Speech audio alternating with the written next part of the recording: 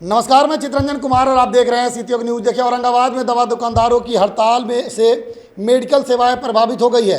ई pharmacy के खिलाफ chemist का यह बड़ा आंदोलन है। बता दें कि All India Organisation of Chemist and Druggist के आह्वान पर बुधवार को बिहार के औरंगाबाद जिला केमिस्ट एंड ड्रग एसोसिएशन ने एक दिवसीय बंदी का समर्थन करते हुए पूरे शहर में मेडिकल दुकानों को बंद कर रखा है। सुबह से ही शहर के प्रमुख बाजारों में अधिकांश दवा दुकानें बंद नजर आई, जिससे आम लोगों को काफ़ी परेशानियों का सामना करना पड़ा। दवाइयों की खरीद में परेशानियों का सामना भी करना पड़ा है। संगठन ने इस बंदी को मजबूरी विकल्प नहीं बताते हुए कहा कि उनका उद्देश्य सरकार से टकराव नहीं बल्कि संवाद स्थापित करना है। एसोसिएशन के पदाधिकारियों ने प्रेस विज्ञप्ति जारी कर पहले ही यह संदेश दे दिया था।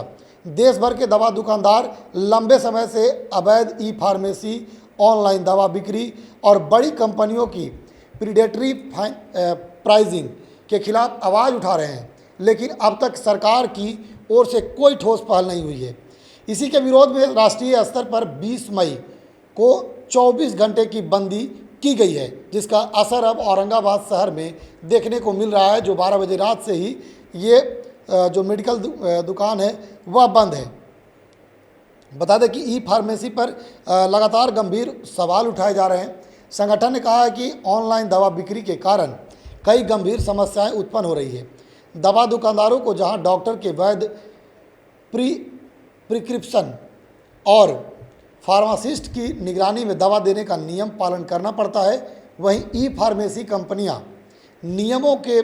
नियमों की शिथिलता का फायदा उठाकर बिना भौतिक सत्यापन के दवाओं की आपूर्ति कर रही है। इधर केमिस्ट एसोसिएशन ने आरोप लगाया है कि ऑनलाइन प्लेटफॉर्म पर एक ही प्रिस्क्रिप्शन का बार बार इस्तेमाल, फर्जी पर्चियों के जरिए दवाओं की बिक्री, एंटीबायोटिक और नारकोटिक दवाओं की आसान उपलब्धता जैसी गंभीर अनियमितताएं हो रही हैं।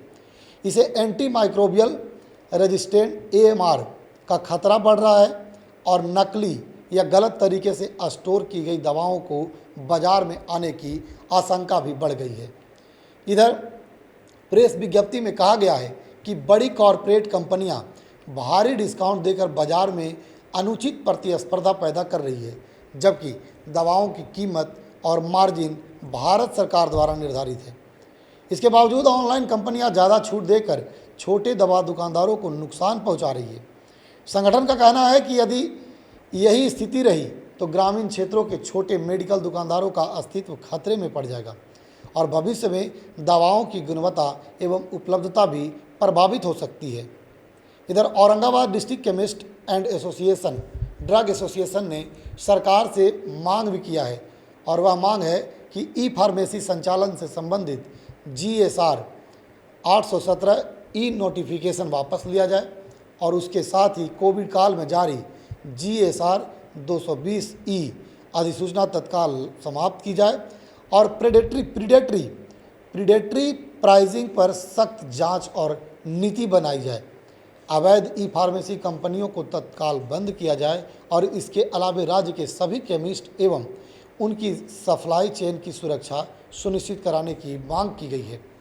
आपको बता दें कि एसोसिएशन ने पहले ही मीडिया के माध्यमों से और आम लोगों से सहयोग की अपील करते हुए कहा था कि उनका संगठन हमेशा जनहित में काम करता रहा है और सही समय पर उचित मूल्य पर दवाओं की उपलब्धता सुनिश्चित करने का प्रयास करता है।